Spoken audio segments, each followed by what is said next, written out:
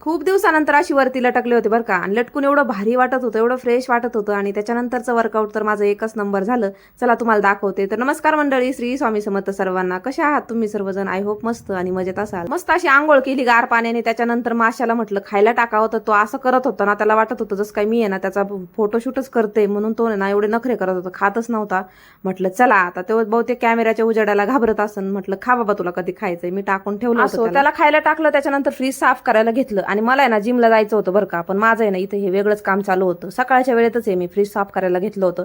आता मला वाटलं होतं आर्यनला सुट्टी लागल्यावर मी निवांत लवकर जात जाईन म्हटलं, पण त्याचं उलटच झालं बरं का. आता आर्यनला सकाळी आहे ना सोडून त्याला घरी असं मला जाऊशी वाटत नाही, कारण की तो लवकर उठत नाही बरं का. आता सुट्ट्या लागल्यात ना, तर तो काय 10:30-11 वाजल्याशिवाय उठत नाही. आणि आता 2-3 दिवसापासून आहे ना त्याला आहे ना 11:30-12 होतात. मी सुद्धा उठवत नाही बरं का त्याला, कारण की असं वाटतं जाऊन दे बाई, आता शाळा चालू होईल महिनाभराने, परत तेच लवकर उठा 6 वाजता आंघोळ करा, घाई गडबडीत निम्या झोपीत. म्हणलं मग जाऊ दे, मग त्याला निवांत उठवते. आणि त्याच्यानंतर मी नाही तर त्याला उठायच्या आधीच आहे ना मी फ्रीजचं काम केलं. म्हणलं चला आता मला आहे दुसरं काही काम नव्हतं, म्हटलं चला पटकन असं आहे ना फ्रीज क्लीन करून घेऊ, कारण याला आहे ना बरेच दिवस झाले क्लीन आतून, म्हणजे डीप क्लिनिंग तर केलीच नव्हती. म्हणलं आज आहे ना सगळं करून टाकू, कारण आज एवढं काही फ्रीजमध्ये सामान नव्हतं. जास्त सामान असलं की आपल्याला वाटतं नको आज नको उद्या करू, पण आज काही सामान नव्हतं. म्हटलं चला लवकर करून घेते. काय फ्रीजचा काना कोपरा सगळा घासून घेतला, एकदम वरती सुद्धा घासून घेतलं, एवढं छान क्लीन केलं. आता बारी होती ते खालचं सगळं आवरायचं, पण ते काही एकटीला जमणार नव्हतं. म्हणूनच आर्यनला उठवलं. तो उठला आणि लगेच ब्रश करून आहे ना मस्त असं माठातलं पाणी प्यायला गेला. आता तो म्हणतो मम्मा थांब गाड्या थोड्या वेळ, मला उठल्या का लगेच कामाला लावती. म्हणून म्हणलं चल त्याला पाणी पिऊपर्यंत मी आहे ना हे झाडून घेते. छान झाडून घेतलं. त्याच्यानंतर म्हणलं चला आता आहे ना हे खालचं स्टँड आहे ना तेच मला एकटीला जमत नव्हतं बरं का. आता याला 2 जण लागतात. मग मस्त पाणी प्यायला तो थंड जरा शांत झाला. आणि लेकराला उठल्यास कसं काय जमणार ना काम, म्हणूनच म्हणलं बाई अवघड आहे, फ्रीज पडलं ना तर माझं काही खरं नाही. पण त्यांनी पडून नाही दिलं आणि मी पण जरा जास्तीचं ताकद लावली. हे सगळं बघून आपल्याला लोक म्हणत असतील की आता जिमला जाते मग एवढं उचलिता येत नाही का, पण जिमला जाणं, व्यायाम करणं आणि तिथलं वजनामध्ये आणि फ्रीजमध्ये फरक असतो की नाही. आता ते डंबल्स वगैरे किंवा प्लेट्स वगैरे ते आहेत ना तिथं वजन असतं, त्याच्यामुळे ते आपल्याला आरामात इझी उचललं जातं. पण हे फ्रीज एवढं मोठं आहे की याला धरायचं तरी कसं. असो मग मस्त असं सगळं आवरलं. त्याच्यानंतर फायनली मी आले बाबा, 11:30 वाजले होते. चला म्हणलं आता थोड्या वेळ करूया व्यवस्थित. मग काय आले थोडं वॉर्मअप केलं. त्याच्यानंतर माझं हे चालू झालं. मग हे आहे आजचा पायाचा व्यायाम. तर मी शॉर्ट व्हिडिओमध्ये सुद्धा सांगितलेला आहे, तुम्ही अजून तो बघितला नसेल तो सुद्धा बघा. आणि याच्यामध्ये तर मी सांगणारच आहे. चला मस्त असा पायाचा व्यायाम चालू केला. म्हणजे जसं डे वाईज असतं ना, सोमवारपासून ते शनिवारपर्यंत असतात डे असतात तसे, आणि नंतर मग रविवारी सुट्टी असते आराम करायचा. म्हणूनच 2 दिवस बुधवार आणि शनिवार लेग्स असतात. तेच चालू होतं मस्त असं इथं मारत होते. आता जे मी करते ना ते खरंच हे तुम्ही असं घरी सुद्धा करू शकता. दरवाजाला ओढणी लावून वगैरे असं टाईट, म्हणजे हात पण टाईट झाले पाहिजे, पूर्ण असं मस्त स्ट्रेच होतं ना, एवढं भारी वाटतं. मला हे खरंच खूप आवडतं आणि माझ्या मैत्रिणीने दाखवलं तेव्हापासून मी करायला लागले. आता आलं की रोज आहे ना हे असं लटकलं पाहिजे बरं का. ह्यानी लटकलं ना हातामध्ये एवढी ताकद येते आणि खरंच खूप भारी पण वाटतं. पूर्ण बॉडी ना एकदम अशी भारी होऊन जाती आणि आपण टाईटच चालायला लागतो. रोजची रोज जर 20 सेकंद जरी होल्ड केलं तर. आता हे पुलअप्स मारायला मला एवढे जमत नाही म्हणून मी ते नाही दाखवलं, पण ॲप्स मारत होते. 10 केले. त्याच्यानंतर अजून थांबून 10 करू शकतो, पण मला काय तेवढं जमत नाही, कारण हाताला आहे ना एवढे घट्टे पडतात आणि एवढे दुखतेत ना माझे हात खरंच खूप. म्हणूनच मी ते जास्त नाही करत बरं का. पण जेव्हा आपण एकदा करते ना तर 20 सेकंद का होईना होल्ड करत असते. चला आता आपलं जेवढं वजन आहे त्याप्रमाणे आपल्याला सगळं करायचंय. जसं की माझं वजन आता तुम्हाला मी डायरेक्ट नाही सांगत, आता थोड्या दिवसात सांगलच, थोडं अजून कमी झालं की म्हणजे सगळं व्यवस्थित सांगल तुम्हाला. तर म्हटलं चला आता माझ्या उंचीप्रमाणे माझं वजन 60 जरी झालं ना तरी खूप आहे बरं का. आता मी जवळजवळ सुरुवातीचं तुम्हाला सांगते 75 पर्यंत पोहोचले होते मी मागच्या वर्षी बरं का. घरी बसून 75 किलो वजन माझं झालं होतं. 75 पर्यंत गेले होते. त्याच्यानंतर 7 किलो मी कमी केलं. मग विचार करा 7 किलो मी घरी बसून कमी केलंय, तर आता माझं वजन किती असन. तर आता 7 ते 8 किलो कमी झालंय. घरी डाएट वगैरे करून कमी केलं मी. त्याच्यानंतर आहे ना ह्या जानेवारीला, ह्या नवीन वर्षाला मी जिम जॉईन केली. तेव्हापासून माझं आहे ना आता बऱ्यापैकी कमी झालंय. थोडं वाढतं मध्ये जर आपण गेलं नाही, एक्स्ट्रा खाल्लं लग्न कार्य, तर वजनला काय थोडं पाणी जरी पिलं तरी वजन वाढते, बरोबर ना. आता एवढ्या दिवस मी अजिबात विचार नाही केला की मी जाड झाले, मला बारीक व्हायला पाहिजे, खरंच विचार नाही केला. पण मी तुम्हाला सांगू केव्हा मी विचार करायला लागले, जेव्हा माझे पहिले ब्लाऊज म्हणा, पहिले ड्रेस म्हणा, मी जीन्स तर जास्त वापरत नाही, पण तरी सुद्धा मला साडी खूप आवडते आणि साडीमध्ये सुद्धा आहे ना ना मला जास्त पोट वगैरे दिसायला लागलं म्हणूनच मी मनावर घेतलं.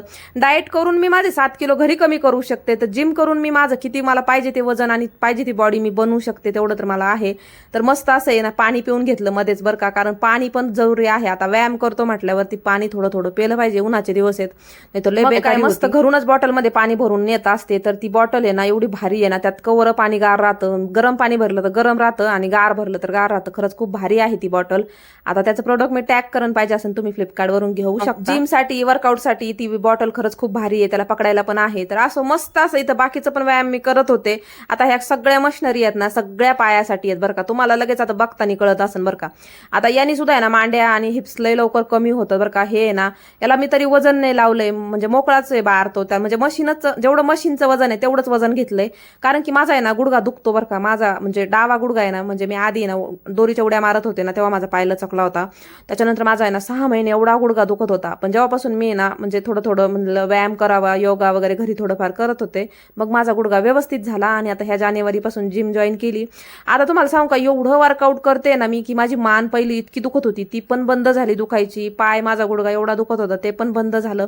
आता आहे ना माझ्या अंगामध्ये शरीरामध्ये असं काहीच नाहीये की दुखतंय म्हणून बरं का. तर पहिलं नुसतं हात दुखतोय, पाय दुखतोय, मान दुखतोय, कंबर दुखती असं होत होतं. वर्कआउटमुळे आहे ना माझं सगळं बंद झालं, आता माझं काहीच दुखत नाही. आता हे झालं जिमचं. आता तुम्ही म्हणजे बऱ्याच महिला अशा असतात ज्या लेडीज आहेत की त्यांना त्या जिमला नाही जाऊ शकत, त्यांना वेळही नसतो आणि त्या जाऊ पण शकत नाही किंवा घरातून परमिशन नसती बरं का.